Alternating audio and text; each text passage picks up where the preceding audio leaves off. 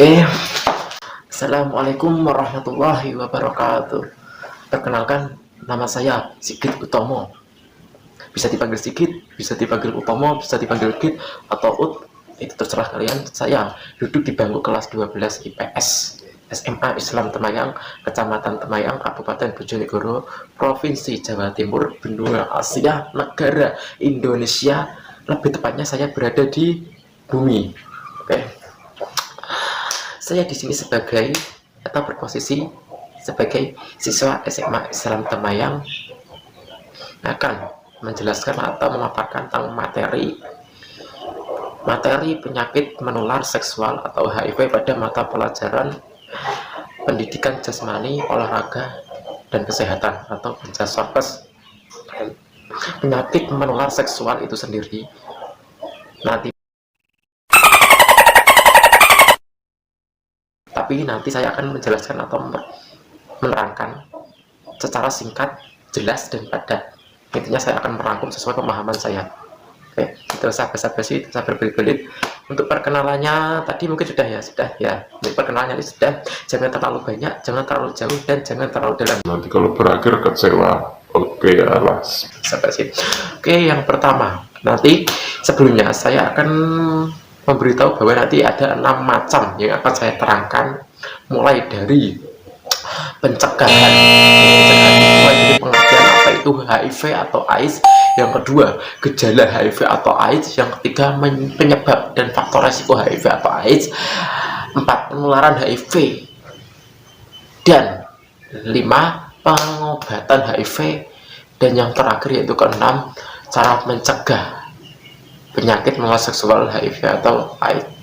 Dan langsung saja, ini yang pertama saya akan menjelaskan tentang pengertian penyakit menular seksual HIV atau AIDS.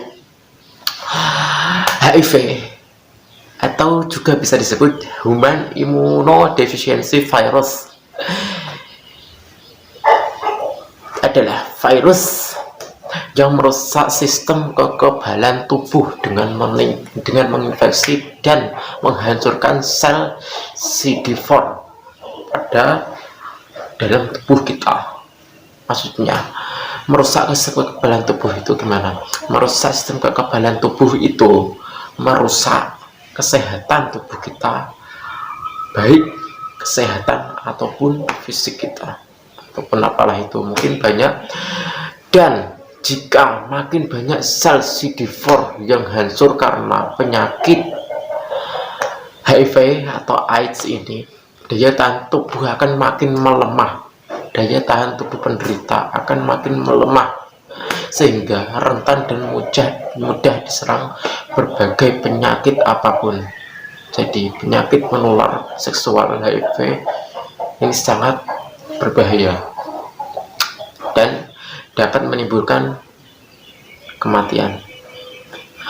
HIV yang tidak segera ditangani oleh penderita akan semakin berkembang menjadi kondisi yang semakin serius, yang bisa juga kita sebut dengan AIDS. Tadi AIDS, HIV atau AIDS ya, akan berkembang menjadi AIDS. AIDS sendiri berarti acquired immunodeficiency syndrome. AIDS stadium akhir. AIDS adalah stadium akhir. Maksudnya gimana? AIDS adalah stadium akhir dari infeksi HIV, Human Immunodeficiency Virus. Untuk pada tahap ini, pada kali ini saya juga akan merasakan kemampuan tubuh untuk melawan infeksi sudah hilang sepenuhnya pada penderita HIV atau AIDS, karena penularannya itu sendiri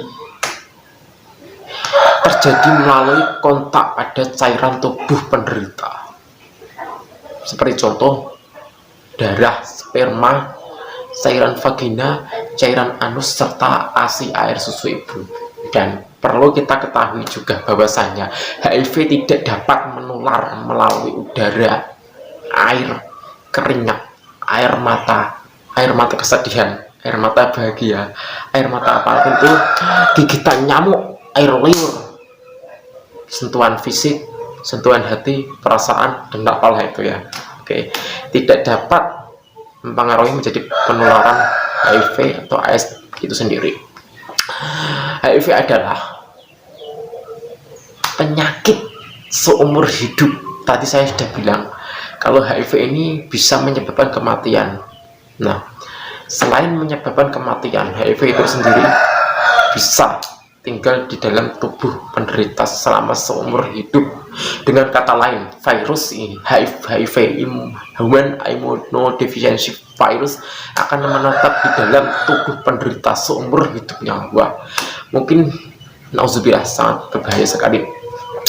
Meski belum ada metode pengobatan untuk mengatasi HIV, tetapi ada obat yang bisa memperlambat atau menghambat atau memperlambat, intinya memperlambat perkembangan penyakit ini, tapi tidak sepenuhnya bisa menyembuhkan, hanya memperlambat atau menghambat saja, memperlambat saja, hanya memperlambat perkembangan penyakit di dalam tubuh penderita HIV atau AIDS dan dapat meningkatkan harapan hidup penderita. Hanya dapat meningkatkan harapan, hanya harapan loh ya. Harapan itu tidak pasti. Oke. Untuk pengertiannya mungkin sesuai pemahaman saya, tidak terlalu panjang. Untuk yang selanjutnya yaitu yang kedua, saya akan menerangkan tentang gejala HIV atau AIDS. Gejala HIV atau AIDS itu sendiri kebanyakan penderita yang mengalaminya akan mengalami flu ringan pada 2-6 minggu. Flu ringan ya, flu ringan pada 2-6 minggu setelah terinfeksi HIV.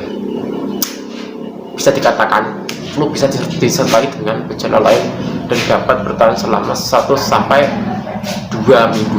Setelah itu flu membaik. Nah, gejala lain sampai mana tadi?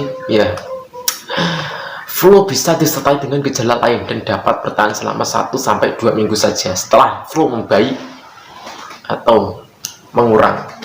Gejala lain mungkin tidak akan terlihat selama bertahun-tahun meski virus HIV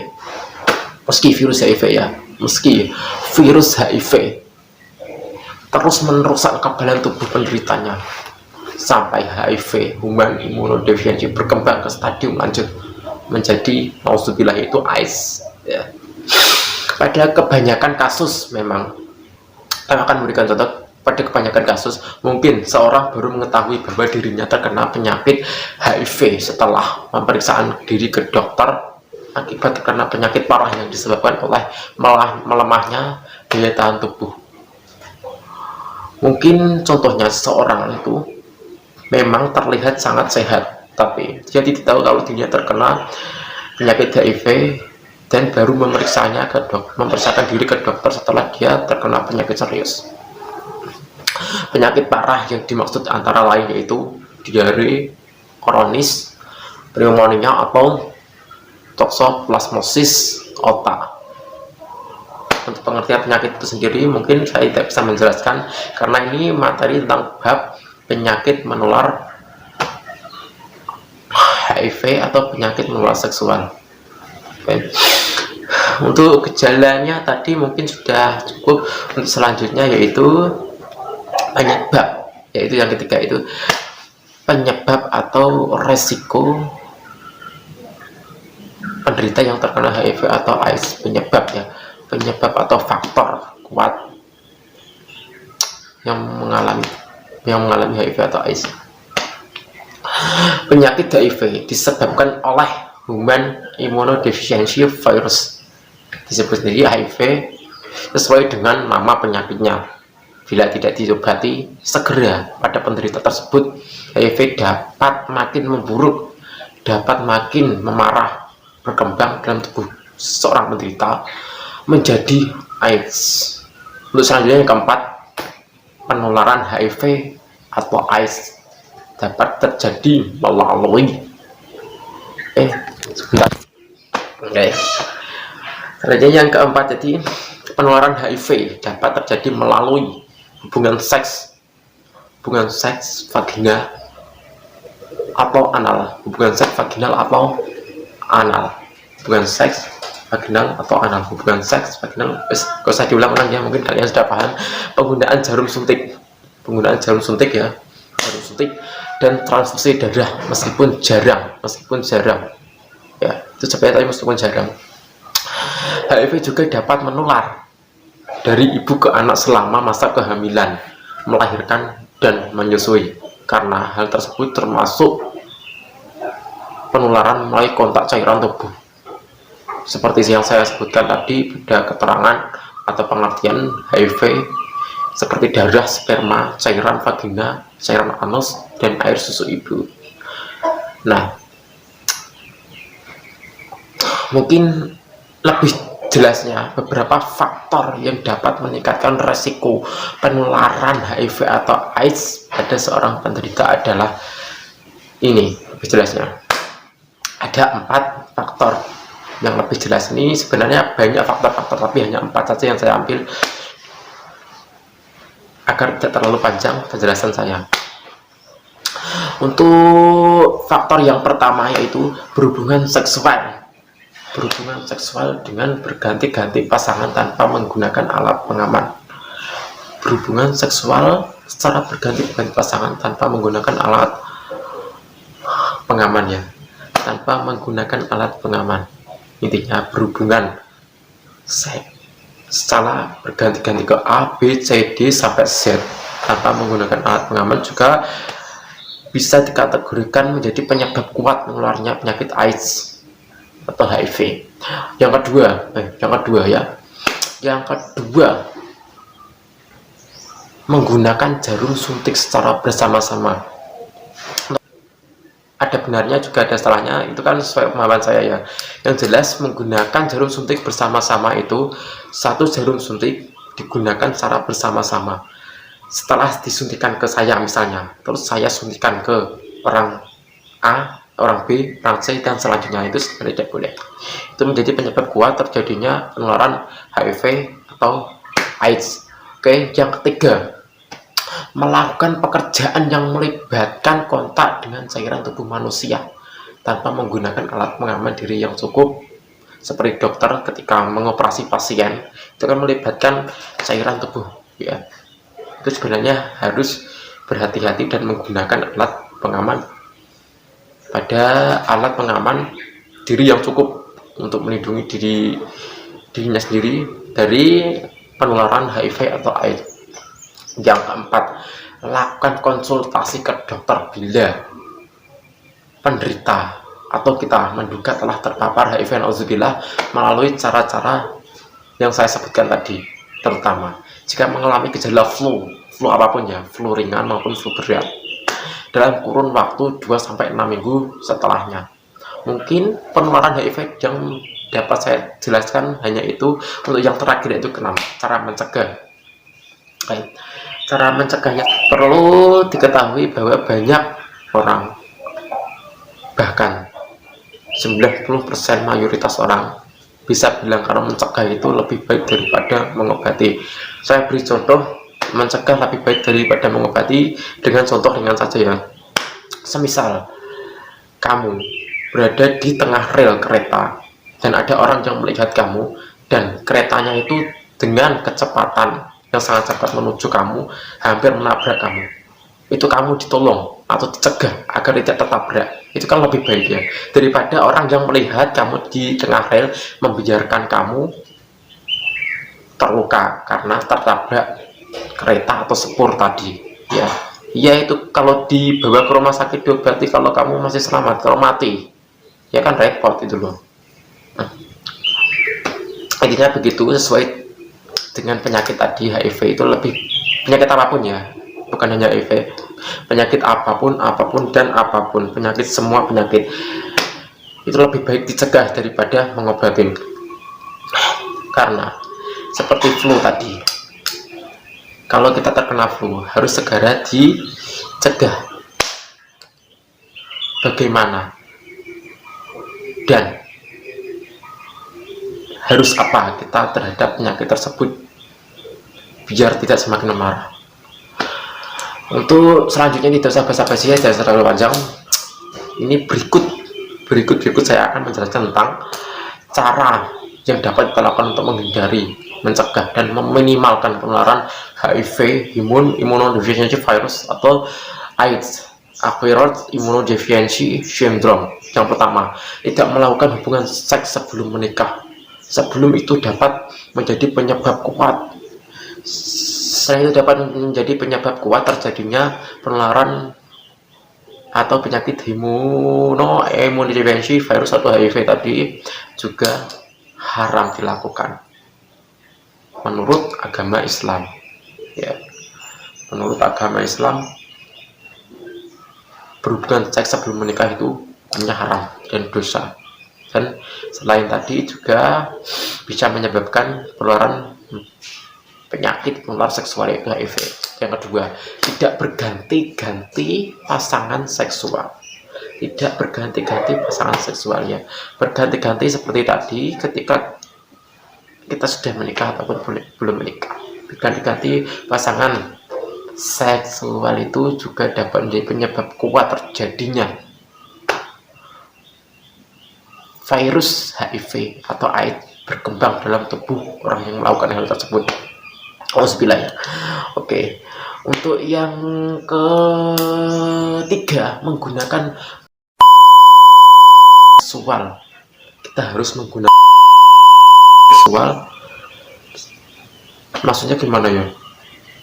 Oke, mungkin saya juga masih pelajar, hanya bisa menjelaskan sesuai pengertian atau pemahaman saya itu ketika sudah menikah. Mungkin ya itu tidak perlu saya jelaskan karena saya tidak terlalu paham. Mungkin kalau saya paham juga saya tidak akan menjelaskan karena memang itu belum terlalu saya pahami, takutnya kalau ada kesalahan.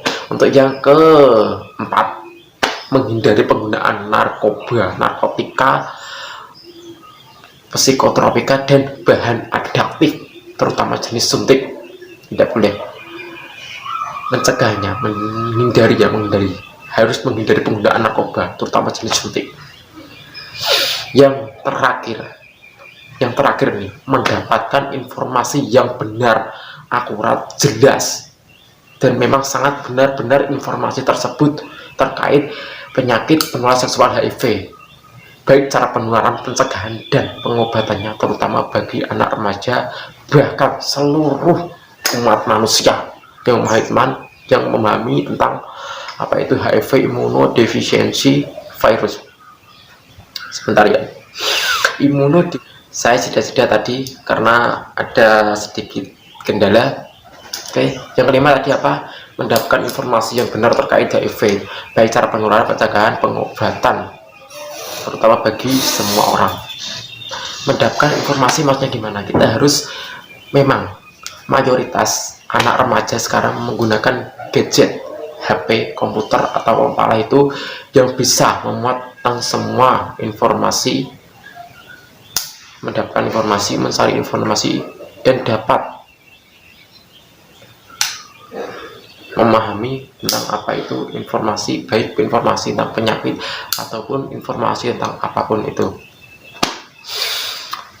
Harus benar-benar diketahui secara akurat, jelas, dan jangan terlalu cepat mengambil informasi yang belum terlalu terjangkau. Oke, mungkin hanya itu yang bisa saya sampaikan tadi tentang 6 macam-macam dari pengertian gejala, penyebab penularan, dan pengobatan maupun pencegahan HIV. Oke, mungkin hanya itu. Mungkin jika penjelasan saya tadi ada kurang lebihnya, mohon maaf yang sebesar-besarnya.